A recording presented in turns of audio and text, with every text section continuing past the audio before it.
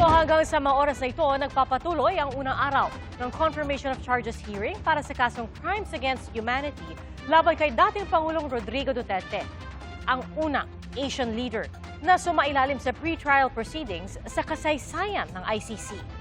Ang prosekusyon iginiit na hindi isolated ang mga pagpatay kundi bahagi umano ng malawakan at sistematikong pag-atake laban sa mga sibilyan sa Pilipinas. Ang depensa naman itinanggi ang mga alegasyon laban kay Duterte at nagbitaw rin ng akusasyon laban kay Pangulong Bongbong Marcos.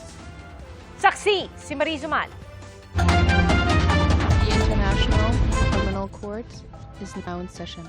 Alas 5 ng hapon, oras sa Pilipinas, nagsimula ang confirmation of charges hearing ni dating Pangulong Rodrigo Duterte sa International Criminal Court sa The Hague, Netherlands. Wala sa pagdinig si Duterte, pero naroon ang defense team na pinangunahan ng lead counsel na si Attorney Nicholas Kaufman. Naroon naman para saksihan ang proceeding ng mga Pilipinong abogadong karamihan ay dati ring opisyal ng administrasyon ni Duterte, sina dating Executive Secretary Salvador Medialdea, dating Chief Presidential Legal Counsel Salvador Panelo, dating LTFRB Chairman Martin Delgra III, dating Labor Secretary Silvestre Bello III, Alfredo Lim Jr. at dating BIR Commissioner Cesar Dulay. Naroon din ang prosekusyon sa pangunguna ni Deputy Prosecutor Mami Mandiaye Niang at kinatawan ng mga biktima sa pangunguna ni Paulina Masida ng ICC Office of Public Counsel for Victims. Ipinaalala ni Presiding Judge Yulia Motok na ang pagdinig ay para matukoy kung may sapat na basehan para litisin si Duterte sa mga inaakusa sa kanya at ang dating Pangulo ay innocent until proven guilty. Bilin ni Judge Motok, hindi pwedeng banggitin ang pangalan ng mga biktima at witnesses. Binasa sa sesyon ang kinaharap ni Duterte na 3 counts ng crimes against humanity for murder at attempted murder. Inaakusahan si Duterte bilang indirect co-perpetrator mula November 2011 hanggang March 2019 sa pagsasagawa ng common plan na pagpatay laban sa mga inaakusahang kriminal. Inaakusahan si Duterte ng pagdisenyo ng pulisiya para i-neutralize ang mga kriminal, pagtatatag ng tinaguriang Davao Death Squad, pagbibigay ng armas sa mga direct perpetrator, pagbibigay ng insentibo at promosyon sa mga pulis at hitmen, at pagpangalan sa mga high-value target na ang ilan ay napatay kalaunan. Sa kanyang opening statement, tinukoy ng prosecutor ang mga pahayag ni Duterte noong kampanya na kapag nahalal siya bilang Pangulo, uutusan daw niya ang militar at pulisya na paghahanapin ang mga drug lord at ipapatay sila. At nang maging Pangulo, nagbigay raw si Duterte ng shoot-to-kill order at inilista bilang accomplishment ang mga napatay. And many of these victims were children. The victim of extrajudicial killing charge in this case were brutally murdered, some after having been abducted and mistreated.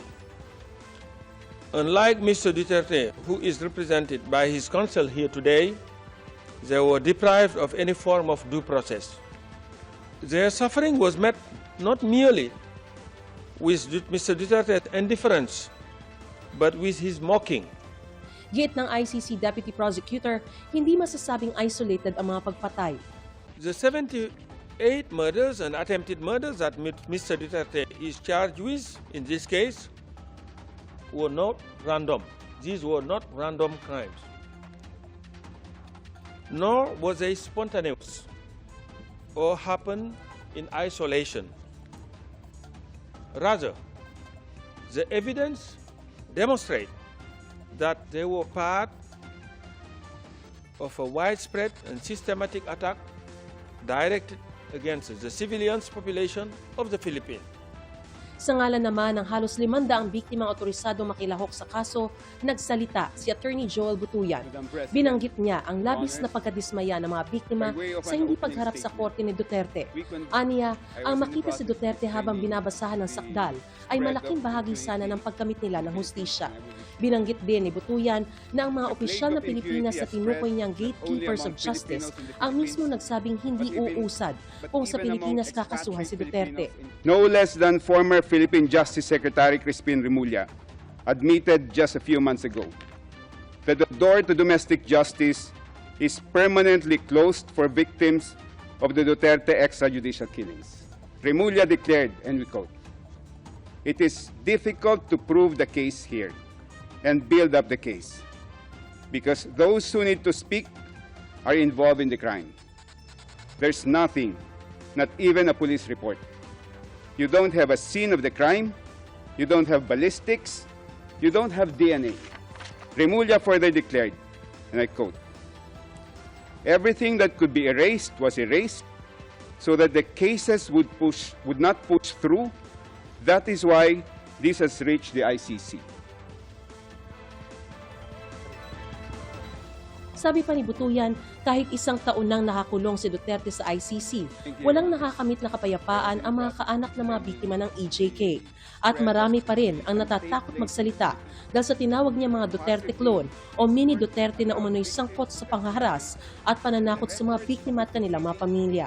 These mini Dutertes harass, threaten, or commit outright violence against the victims and their families. Many victims have been hesitant to participate in this ICC case because they live in communities that thrive with Duterte clones. They see the halls of power of their country teeming with Duterte disciples. They see and hear senators, congresspersons, mayors, governors, and powerful public figures who are mini Dutertes. The daughter of Mr. Duterte is the vice president, and she has just recently declared that she is running for president in 2028. One Duterte son is a congressman.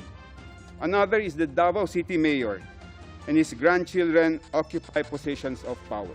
Nagkaroon ng 30 minutong break pagkatapos ng sesyon. Pagbalik, itinuloy ni Butuyan ang pagdedetalye ng karanasan ng mga biktima ng pagpatay at kanilang mga naulila.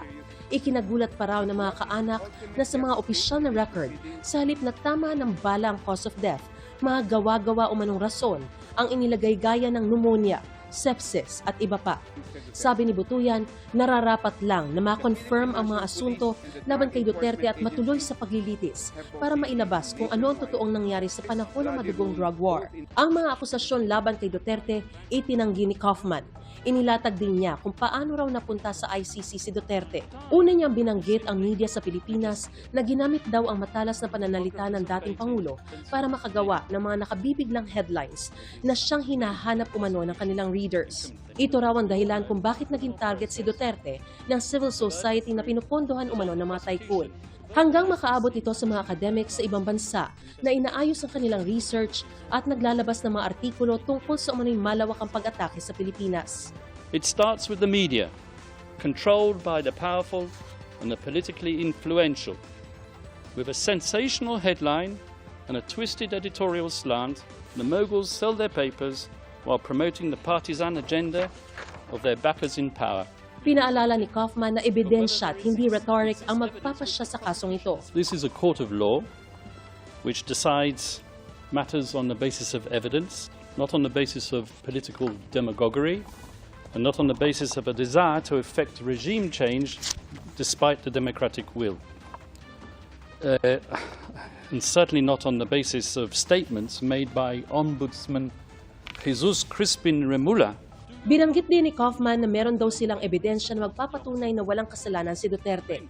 May maiinit ding salita si Kaufman laban kay Pangulong Bongbong Marcos at ipinakita ang pinirmahan sa laysay ng Pangulo na hindi makikipagtulungan sa anumang paraan sa ICC. Pero mayroon daw silang ebidensya na isang telephone call sa pagitan ng 4 na individual kung saan ipinagmalaki ng isa sa kanila na isa siyang silent partner ni Marcos sa pamamagitan ng pagbibigay umano ng witnesses sa ICC. The document comprises a transcript of a telephone call covertly recorded between 4 parties who cannot be mentioned in public, and one of these parties was boasting about how he was acting as the silent partner of President BBM, managing a scheme to funnel witnesses to this court while all the time ensuring that he could guarantee President BBM's plausible deniability. So it is indeed the defense case that President Ferdinand Marcos Jr. set out to neutralize Rodrigo Duterte and his legacy. Para sa GMA Integrated News, Mariz Umali ang inyong saksi. Tinawag po ng Malacanang na preposterous o kalokohan ang mga akusasyon ni Attorney Nicholas Kaufman laban kay Pangulong Bongbong Marcos. Sa pahayag ni Palace Press Officer Undersecretary Claire Castro, tila nakalimutan daw ni Attorney Kaufman ang timeline na 2017 pa naihain ang mga nooy reklamo laban kay dating Pangulong Rodrigo Duterte. At noong panahon yon, ordinaryong mamamayan pa si Pangulong Marcos. Wala rin daw malinaw na depensa si Kaufman kaugnay sa mga extrajudicial killings na nangyari noong alkalde pa si Duterte ng Davao City.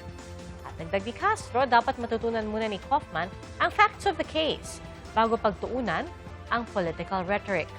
Wala pang bagong pahayag si Kaufman.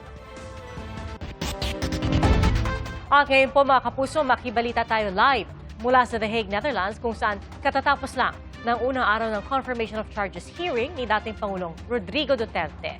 At naroon ang saksing si Mariz Umali. Mariz? Pia, bago mag-alas 3 ng hapon, oras dito sa The Hague, Netherlands, at bago mag-alas 10 naman ng gabi siya sa Pilipinas, ay nag-adjourn na nga ang unang araw ng confirmation of charges hearing para kay dating Pangulong Rodrigo Duterte. Sa huling sesyon ng proceedings ngayong araw ay nagkaroon ng submission on the merits ang prosekusyon, at kabilang sa mga isinumitingang merits ay ang mga direct quotes ng lantarang pag-amin o pagsasabi o pagpapahayag ni dating Pangulong Rodrigo Duterte ng mga pagpatay, yung mga talagang sinasabi niya na papapatay niya o papatayin niya yung mga kriminal. Talagang pangunahin sa kanyang mga sinasabi ay ang pagsawata sa kriminalidad, sa korupsyon, at yung mga sangkot sa droga. Kaya dito ay inisa-isa ng prosekusyon yung mga quotes na yon ng dating Pangulo kung saan talagang sinasabi niya yung salitang pagpatay dun sa mga kriminal. At kabilang din sa merits na sinumite nila yung videos. Kumbaga sinusugan yung mga quotes na ito ng mga videos. At hindi lang isang video, kundi maraming mga video na ipinakikita karamihan yung kanyang mga speeches nung siya'y nangangampanya hanggang siya'y maging presidente na. Meron din po rito na interview sa kanya kung saan talagang sinasabi niya na ipapapatay niya yung mga sangkot sa droga o yung mga addict, mga kriminal. At lantaran din sinabi ng Pangulo dun sa mga quotes na ibinigay o yung mga merits na isinumite na 3 under oath out of the 4 na inaamin niya having yung pagkakaroon ng death squad, and he admitted that he is the death squad.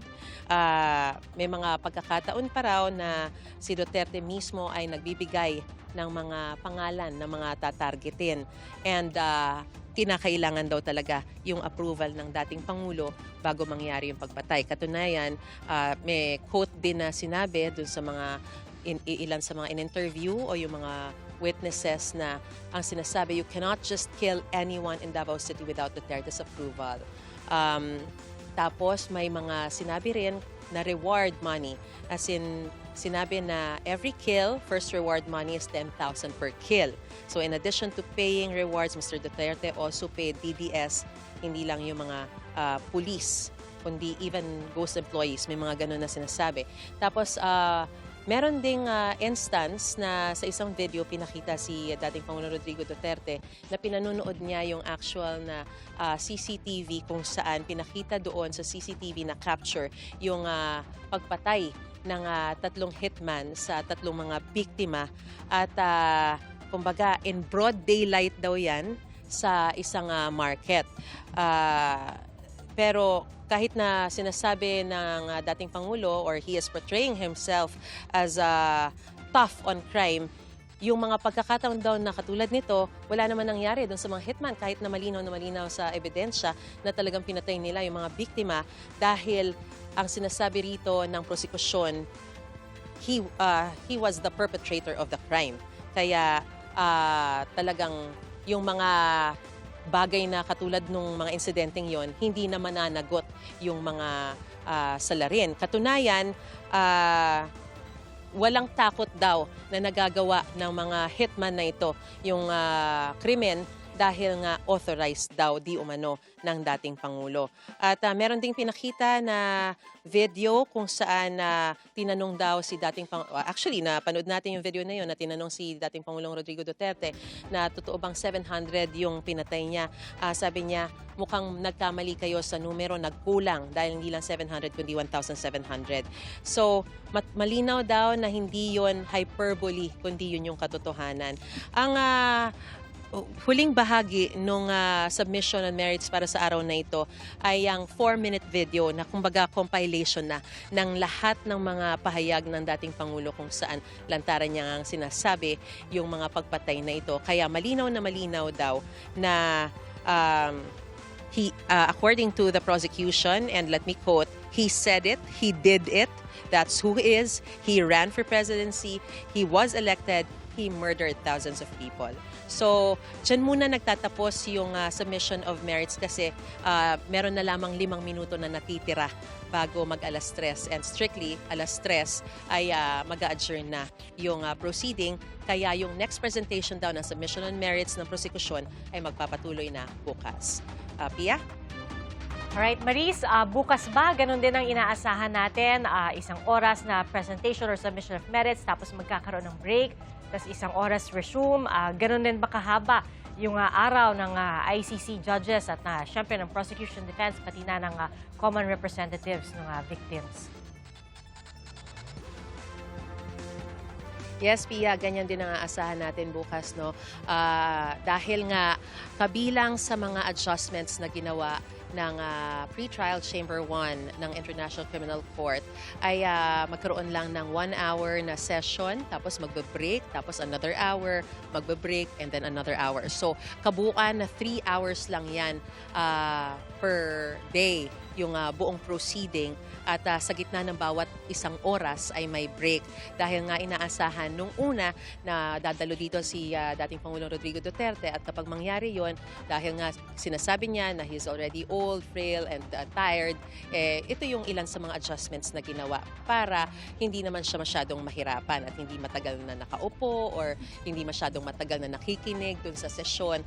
But in any case, hindi nga dahil na rin sa request ng dating Pangulo, hindi nga siya dumalo. Gayunpaman, dahil meron ng ruling pagdating doon sa adjustment na yon para sa dating Pangulo, ay hindi na rin yon binago. So tomorrow, magpapatuloy yung submission on merits ng prosecution. Yun yung magiging first session. Tapos submission of merits naman ng common legal representatives of the victims. At pagkatapos ay magsisimula yung submission on merits ng defense. So in between those sessions, meron ding break gaya ng nangyari kanina. So hanggang hapon ulit siya bukas, Pia. Alright, maraming salamat sa iyo, Maris Umali, ang ating saksi live mula sa The Hague, Netherlands. Nanawagan po ang ilang taga-suporta ni dating Pangulong Rodrigo Duterte sa Korte Suprema na aksyonan na ang mga nakabinding petisyon kaugnay sa legalidad ng pag-aaresto sa dating Pangulo noong March 2025. Dagdag po nila, pauwiin na sa bansa ang dating Pangulo. Nakiisa rin sila sa signature campaign na "Tay, kami naman." Nalayong makalikom ng maraming pirma para makumbinsi ang Korte na desisyonan ang mga petisyon. Ayon sa tagapagsalita ng Korte Suprema na si Attorney Camille Ting, hintayin na lang ang maging aksyon ng Korte. Nai-refer na po sa House Committee on Justice ang 4 na impeachment complaint laban kay Vice President Sara Duterte. Pwede po nito ang pagsisimula ng 1-year bar rule o yun pong batas na nagsasabing bawal munang tumanggap ng panibagong impeachment complaint laban kay Vice President Duterte sa loob ng 1 taon. Ito po ay alinsunod sa salikang batas. Kabilang po sa mga akusasyon na maanumalya umanong paggamit ng confidential funds ng Office of the Vice President at ng Department of Education noong kalihim nito ang Vice Presidente. Kasama rin ang umano'y panunuhol sa mga opisyal ng DepEd, pagkontrata sa isang gunman para umano ipapatay ang Pangulo, First Lady at dating House Speaker, hindi umano pagdeklara ng lahat ng kanyang mga ari-arian sa kanyang SALN at ang umano'y pagsusulong ng political destabilization at sedition. Wala pang bagong pahayag si Vice President Duterte pero dati nang sinabi ng kanyang kampo na tutugunan nila ang mga reklamo sa pamamagitan ng tamang proseso alinsunod sa saligang batas. Patuloy ang pagtitipon ng mga kritiko at taga-suporta ni dating Pangulong Rodrigo Duterte sa The Hague. sa gitna po ng confirmation of charges hearing. At saksi live, si Marisol Abduraman. Marisol? Pia, iba nga ang naging reaksyon ng iba't ibang grupo na nagkilos protesta sa unang araw ng pagdinig sa confirmation of charges si dating Pangulong Rodrigo Duterte sa ICC, dito yan sa The Hague, Netherlands. Narito ang action. The International Criminal Court. Sabay sa paggulong ng unang araw ng confirmation of charges kay dating Pangulong Duterte, ang mga kilos protesta na isinagawa ng mga taga-suporta at mga nananawagang panagutin si Duterte. Pareho silang nagtipon-tipon sa harap ng ICC para iparating ang kanilang panawagan. Today, masarap ang feeling ko pagising ko at I know may good result kay tatay. Sana maging patas lang sila. Wala sanang dayaan. Duterte is very lucky dahil dinadanas niya po yung due process na pinagkait niya sa mga mahal namin sa buhay. Ngayon po, nakikita na namin na there's hope and light dito sa ICC. We feel heard and seen dito sa International Criminal Court. Nang makausap ko kagabi ang abogado ni dating Pangulong Rodrigo Duterte na si Attorney Nicholas Kaufman, sinabi niyang kumpiyansa siya na may sapat silang ebidensya para i-counter ang mga aligasyon ng prosekusyon. Tila dismayado rin si Kaufman na itinuloy ang confirmation of charges hearing ngayon gayong hindi pa nare-resolba ang apela nila sa jurisdiction ng ICC sa kaso ni Duterte. Ipinaalala niya rin na itong question sa jurisdiction ng ICC ang isa sa mga dahilan ni Duterte kung bakit hindi siya dumalo sa mga pagdinig ngayong linggo. We're in the absurd situation where we're going to have a confirmation proceedings and then maybe a month later we're going to get a judgment on jurisdiction. We don't know which way it's going to go. As I told you, I'm firmly convinced that our arguments are the correct arguments.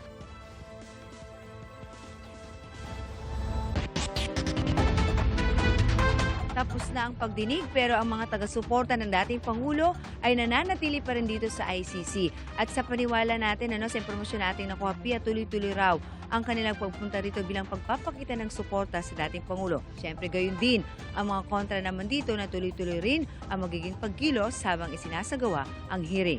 At live mula rito sa The Hague, Netherlands, ako si Marisol Abduraman, ang inyong saksi.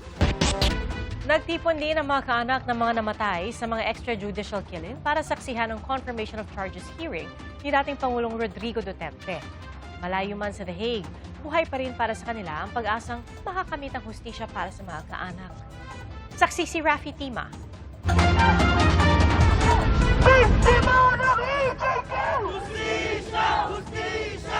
People power laban sa mga extrajudicial killing ni dating Pangulong Rodrigo Duterte ang panawagan ng mga nagprotesta sa Boy Scout Circle sa Quezon City kanina.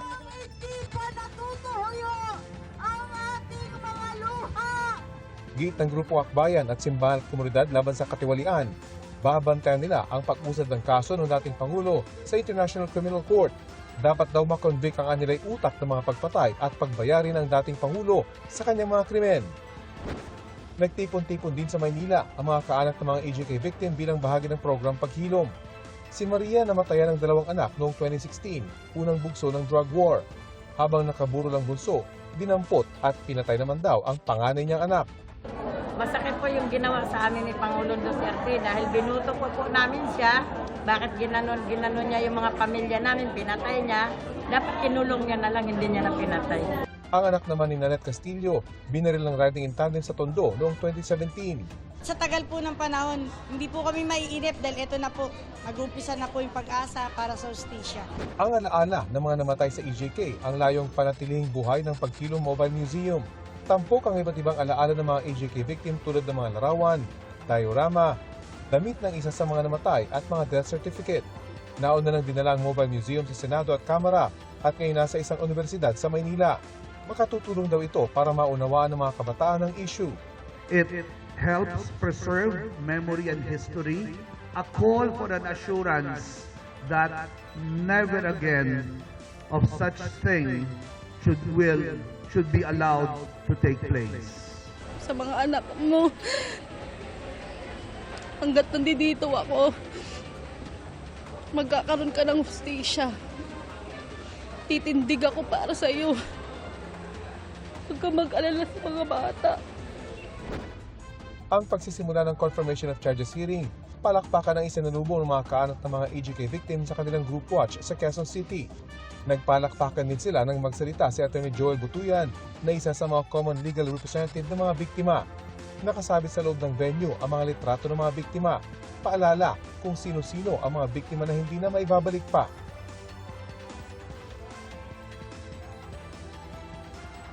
₱539 na biktima ang pinayagan ng ICC na lumuhok bilang mga biktima sa pre-trial proceedings laban sa dating Pangulo. Ayon sa ICC, hindi pa ito bahagi ng paglilitis. Tinutukoy sa mga pagdinig kung may sapat na ebidensya para umusad ang kaso sa trial phase. Pagkatapos ng confirmation of charges, may 60 araw ang mga ICC judge para magpasya. Kahit isa lang sa mga charge ang makumpirma, ituturing na akusado ang suspect at uusad ang kaso sa paglilitis sa trial chamber ng ICC. Sa panayam bago ang confirmation of charges hearing, sabi ng lead counsel ng dating Pangulo, handang-handa ang kanyang defense team. I don't need too much input from the former president because I'm not going to be presenting his version of events, even if he could give me a version of events from recent times. Obviously, he remembers what happened many, many years ago. We assure him that we've read the evidence and that we're convinced that we can put on a good show for him, and that's what we will do. Sa Huwebes, pagkakataon naman ng depensa na maglabas ng mga ebidensya nila. In the coming days, the prosecution will present their evidence and we will attack it. We will say why that evidence doesn't show what the prosecution says it. We will be disclosing something which is crucial and fundamental to the case. Sa tingin daw ni Kaufman ay hindi sila matatalo at naniniwala siyang hindi kriminal ang dating Pangulo. I think he was a hero and it grieves me the fact that he's been spurned by his own people and hasn't been given an opportunity. If someone even thought that there was an aspect of criminality to anything that he did, an opportunity to defend himself in a Filipino court, not in a foreign court. Para sa GMA Integrated News, ako si Rafi Tima, ang inyong saksi. Posibleng sabay-sabay na pag-operate ng 4 na bulldozer ang sanhi ng pagguho sa isang landfill sa Rodriguez, Rizal. Ayon po yan sa pamunuan ng landfill. Isa ang kumpirmadong patay sa pagguho. Saksi, si Maki Pulido. Grabe! Kawawa mga tao. Gumuho ang basura. Hindi namin alam kung may natabunan o wala. Bandang 3:00 ng hapon noong Biyernes nang mabulabog ang barangay San Isidro sa Rodriguez, Rizal matapos gumuho ang bahagi ng Rizal Provincial Sanitary Landfill. Nagulat lang din ako, biglang may mga dami nasigaw eh. Ayan mga tao, nasa baba na. 3 bulldozer ang sabay na nahulog sa pagguho pero nakuha na ang mga ito kahapon. Aminado ang pamunuan ng landfill na may pagkakamali sa kanilang operasyon. Pinopost yung basura. Kaya lang, ang nangyari is medyo nagkaroon ng error do sa operator, nagkasabay-sabay yung 4. Kaya siguro nabigatan, nag-crack do sa likod nila. Kaya yung pag-atras ng bulldozer, doon sila nahulog. Ligtas na ang mga operator ng mga bumagsak na bulldozer. Sa huling tala ng pamunuan ng landfill at LGU ng Rodriguez, Rizal, 3 ang biktima sa insidente. Ayon sa pamunuan ng landfill, batay sa pamilyang naghahanap ng mga nawawalang kaanak ang bilang. 11 babae ang nakuha kahapon. Ang tinanong ho namin, yung mga leader ng samahan, na yun lang ho talaga yung nawawala. Pero sabi ng grupong kadamay, posibleng umabot sa mahigit 50 mangangalahig ang natabunan ng gumuhong basura. Naninindigan po kami doon sa 50 plus na missing. Bakit? Kasi doon sa mga na-interviews, may sinasabi silang may isang bumagsak na bulldozer, nakatalon lang yung driver. Kaya yung 20 plus nakataong kumakapit doon sa bulldozer. Doon sa isang bulldozer, may 30 mahigit nakatao. Masama naman ang loob ng mga nakausap naming mga ngalahig ng basura sa ipinapalabas na aabot sa 50 ang nabaon sa basura. Nag-aalala sila na baka patigilin sila sa pagkalkal ng basura. Diyan lang po kami kumukuha ng hanap buhay po namin. Pagpaaral po sa mga anak namin, pagkain namin araw-araw. Para naman kay Rodriguez Mayor Ronnie Evangelista, dapat mag-imbestiga ang DENR. Very obvious naman talaga na mayroong may pagkakamali, may namatay. Kaya nanamagan kami sa DNR officially na mag-conduct na investigation just to make sure na walang cover-up. To investigate kung ano yung nangyari dito, kung merong lapses itong operators. Sa isang pahayag, sinabi ng DENR na minomonitor na nila ang naging pagguho. Nagsagawa na rin daw ang Environmental Management Bureau ng on-site investigation at nag-utos ng agarang stabilization operations doon. Sa ngayon, patuloy raw ang koordinasyon ng ENB Central Office sa DENR-EMB Calabarzon. Pinayagan ng media hanggang sa viewing deck ng landfill pero hindi natanaw mula rito kung may isinasagawang retrieval operation. Tiniyak naman ng pamunuan ng landfill at ng LGU na nagpapatuloy raw ito. Sa kabila ng trahedya, patuloy rin ang operasyon ng landfill kaya pila ang mga truck ng basura. Para sa GMA Integrated News, ako si Maki Pulido, ang inyong saksi. Nagliyab ang isang modern jeepney sa Arellano Street sa Dagupan City. Wala naman nasaktan sa insidente dahil agad nakababa ang driver at 20 pasahero nang mapansing umuusok ang sasakyan. Ayon sa BFP, posibleng namugla ang sunog sa fuse box ng jeepney. Patuloy ang investigasyon ng BFP.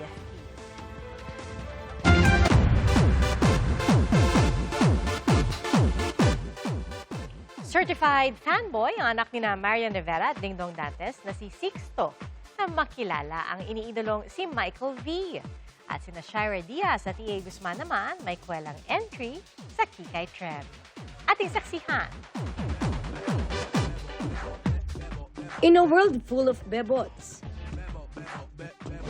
umaariba rin ang mga kikay sa Kikay Trend. Kabilang sa kumasa ang kapuso couple na sina E.A. Guzman at Shira Diaz. Sabi ni Shira, ayaw magpatalo ng kanyang hubby kaya pinagbigyan na niya. Kaya naman si EA, feel na feel ang pagpapacute in his mini pigtails and hair clips. It's a certified fanboy moment para sa anak ni Marian Rivera at Dingdong Dantes na si Sixto. Isang malaking check ang kanyang na-unlock nang makilala ang isa sa mga paborito niyang Michael na si Michael V. Sa social media, ibinahagi ng kapuso Primetime King ang photo ng kanyang anak kasama ang nag-iisang bitoy. Ayon kay Dingdong, simple lang ang Michael Universe ni Sixto. Si Michael Schumacher para sa speed, Michael Jordan para sa hoops, at Michael V para sa good vibes at comedy. Lumalaking sporty kid si Sixto dahil na rin sa suporta ng kanyang pamilya. Nagdiriwang ngayong araw ng kanyang 21st birthday ang star of the new gen na si Jillian Ward. Ang milestone na ito, ibinahagi niya sa pamamagitan ng kanyang stunning portraits. Bumahana ng pagbati mula sa kanyang pamilya, fans at mga kasamahan sa showbiz. Umuulan din ang happy birthday greetings para kay Lexi Gonzalez. Chillin' by the beach sa Lexi as she turns 26. Para sa GMA Integrated News, ako si Aubrey Carampel, ang inyong saksi. Salamat po sa inyong pagsaksi. Ako po si PR Kanghel. Para sa mas malaking misyon at sa mas malawak na paglilingkod sa bayan. Mula sa GMA Integrated News, ang News Authority ng Filipino. Hanggang bukas, sama-sama po tayong magiging saksi!